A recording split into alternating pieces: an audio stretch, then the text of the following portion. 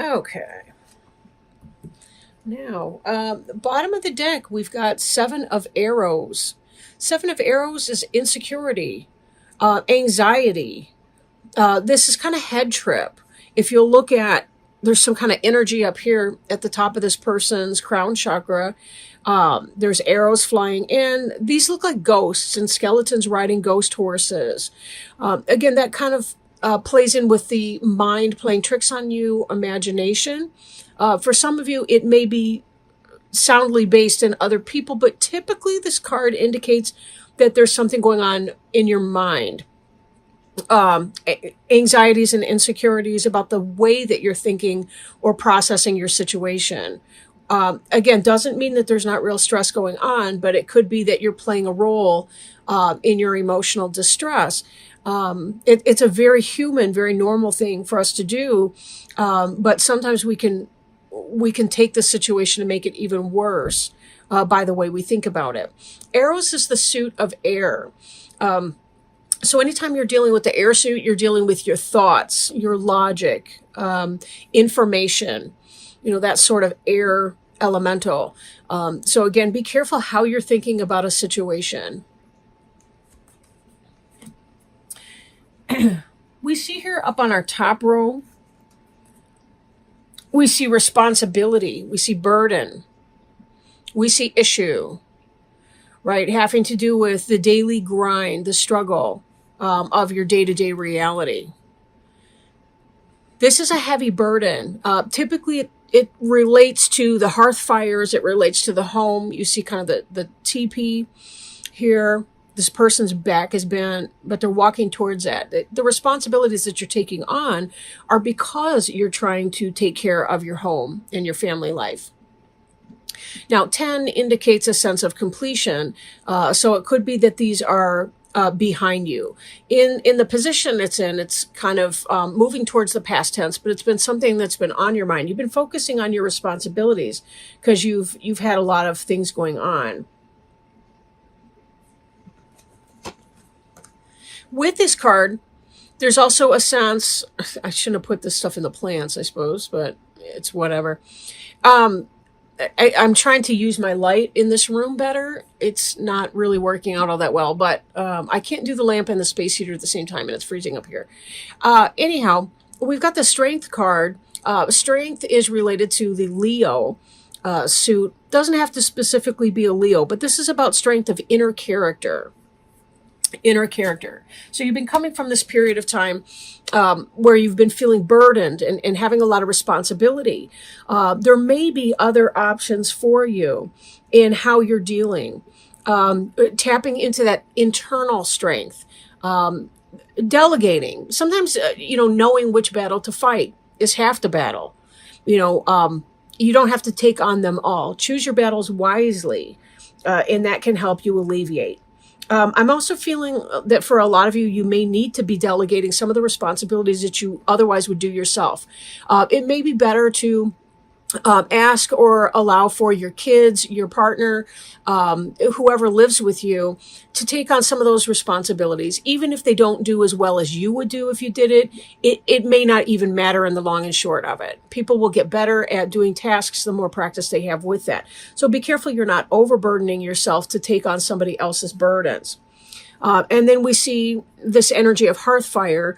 Again, that theme is mirrored from the responsibility card back here, where we had a sense of hearth fire issue.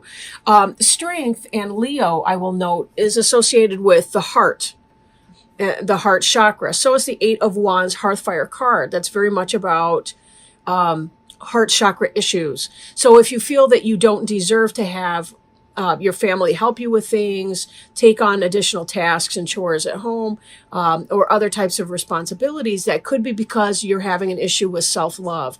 So self-love may be very important to examine at this point. You'll note that this cougar here, this mountain lion, is holding what looks like a bowl or a cup. The idea is it's about fulfilling yourself first. Because once you have enough in your cup can runneth over, and you can provide for other people. But if we don't fill our own cup first, we don't have anything for anyone else. And that can create pain and resentment heart chakra issue, pain and resentment, loathing, for those around us, even if we deny how angry we become at them. The denial of anger doesn't mean the absence of anger, and then we can have all kinds of issues. So be very careful that you're paying attention to your own needs as you're moving forward. Don't allow this sense of insecurity here to talk you out of your birthright for happiness. You'll notice that this arrow here, it may be a little bit low of the heart chakra, but it still can be coming in as that. I'm going to have to turn this plant because it's, well, maybe not right now. But anyway, I'm going to have to figure out this plant later. So don't talk yourself into that. Examine the issues of heart. Where have your heart issues come from in the past? Like, where have you learned that your needs and desires don't matter or don't count, or that they have to take a back seat to the needs and demands of everyone else? That all plays into this responsibility card. And all the things that you've been doing here. Don't break your back because you're trying to deal with these issues. Note that the part where her back is bent, or his or her back is bent the most, is just opposite the heart. But it's all heart chakra, right? So each of these cards is indicating the need for self-care, delegating responsibilities. Do not talk yourself out of that. Find that internal strength, right? Boundaries are important to set with other people. We're allowed, entitled. I strongly encourage you to set boundaries with other people. The fact is, if you, without boundaries, we would kill each other. I mean, it's a given, right? Imagine yourself on a road. You're driving down the street. Maybe it's usually a 3-lane road, and you've been on a road where they've just resurfaced, right? And they have no lines painted yet, and people are kind of all over. They have nowhere to go. Like they don't know how to drive on that. Usually I'm driving along thinking, come on, guys, it's not that hard to figure out. It's a 3-lane road, big deal. But the truth is, when we don't have those lines of boundary, those lines of distinction and differentiation, it becomes very, very confusing. We don't know where to go. Learning how to hear no, learning to speak no is some of the most amazing empowerment that you can do for yourself and for other people. We're going to hear no later in life. If it's your kids, they're going to hear no from their boss, from the college that they want to go to, from the teacher at school. They're going to hear no from their friends, parents. They're going to hear, we're all going to hear no for our entire lives. So we may as well learn how to hear it and how to be comfortable and how to accept that. And that's part of that experience. We teach others how to treat us. And part of the strength card too, and then I'll move on to some of these other cards here. Part of strength is that this isn't an act of physical violence that's going on. It's about, you can be quiet and assertive at the same time. You can hold fast to your no without having to rise to a level of inappropriate. You don't have to yell at people. You don't have to spank your kids. You don't have to do whatever to assert your no in that, right? There can be other ways to do that. Obviously, I can't get into a parental thing right now, but certainly seek assistance if you're not sure how to achieve some of the outcomes that you want, right, with that.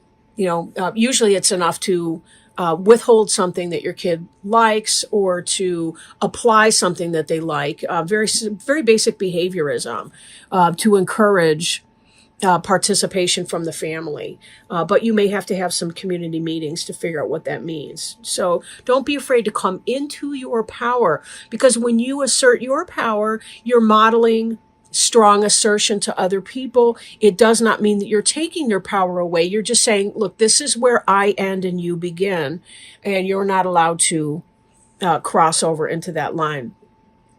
Oh, okay. Now, for those of you that have been going through your wheel is turning, right? This Wheel of Fortune card here indicates for us that the cycle is turning, that the fates play a hand. These 3 down here, these 3 figures are the fates. And they are weaving your future life, right? They have a role in that. You also have a role in your life, in the choices that you make. Just as we teach others how to treat us, sometimes we're not sure how our life is, or we're not positive the larger picture of our life.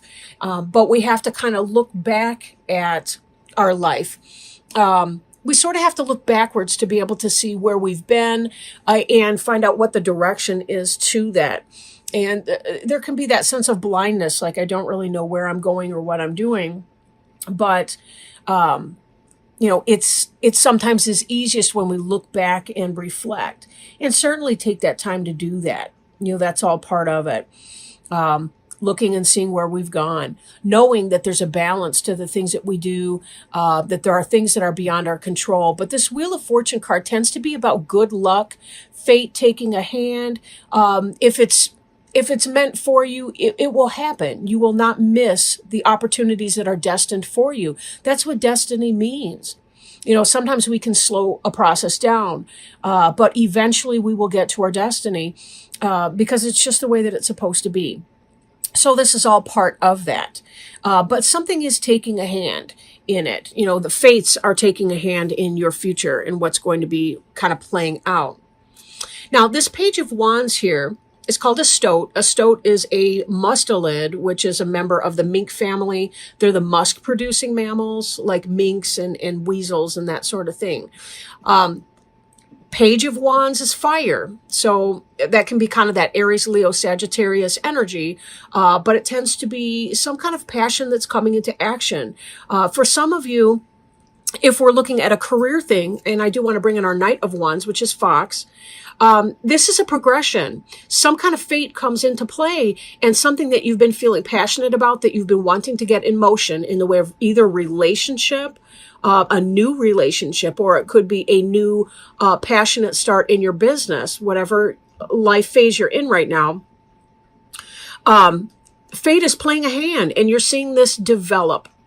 From the Page of Wands, the communication that's coming in, some kind of passion that you're putting into action, and then Knight is really the one that's got the energy to make it happen.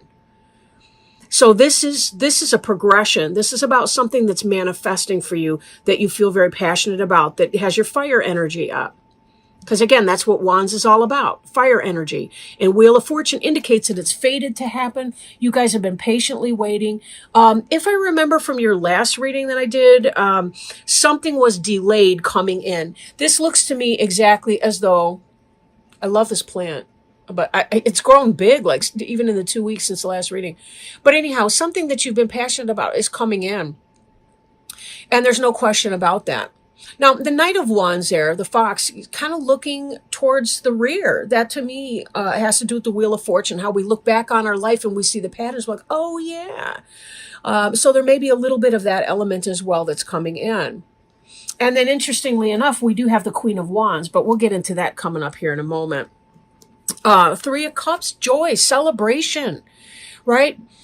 These cranes, they're about, their mastery of the earth element, which is getting things started, the jots and tittles, the accounting, the bean counter type stuff.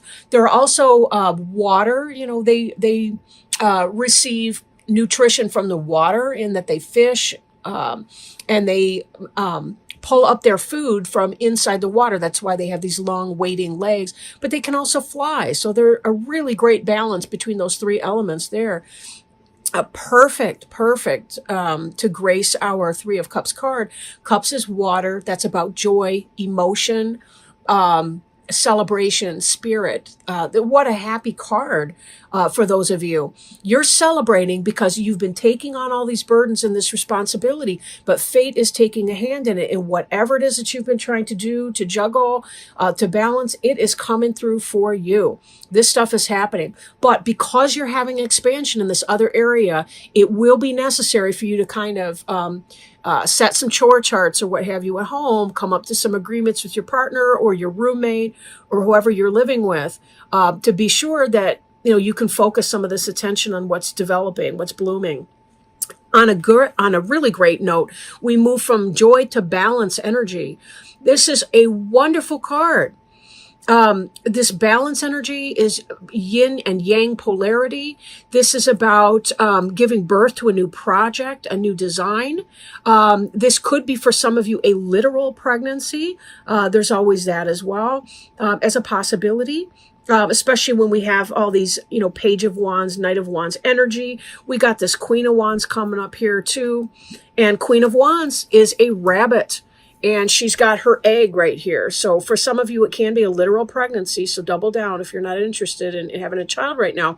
But for a lot of you, it really is about getting that business off the ground. It's about the new relationship that's beginning and all the rest of that. And lots to celebrate about. This is, you finally made it through whatever it was that you were struggling with, and that you've been wanting to move forward. This is an excellent progression for so many of you. I do want to pull another card. This one is from the Animal Wise Tarot. There's just usually so much going on behind the scenes. Okay, wonderful. We have the 8 of 4-leggeds, which is the squirrel. Just 2 days ago, I was sitting in this very chair and looking out the window. There was this big fat squirrel all cozied up on a big branch outside my window. So squirrel, 8 of 4-leggeds. It's the earth suit, pentacles, like coins, and preparing for the future. I'll read this for you, but it is kind of long. Squirrels are members of the rodent family who are active throughout most of the day, scurrying about for food and digging holes in the earth to store and hide food for later times.